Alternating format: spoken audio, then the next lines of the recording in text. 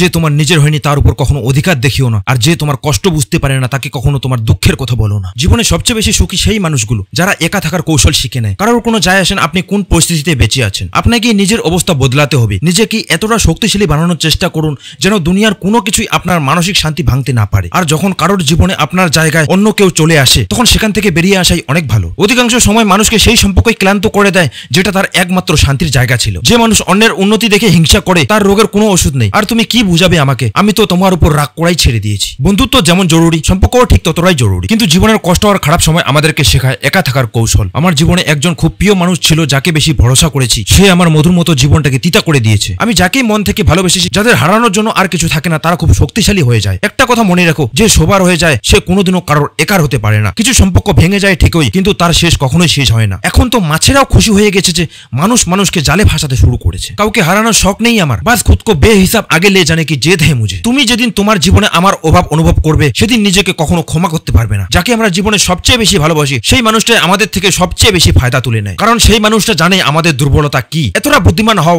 যে কাউকে ক্ষমা করতে পারো, কিন্তু এতটাও বোকা হও না যে যারা তোমাকে ধোঁকা দিয়েছে তাদের উপর আবার বিশ্বাস করে বসো। যে তোমাকে বুঝে না তাকে বারবার বোঝানোর কি প্রয়োজন।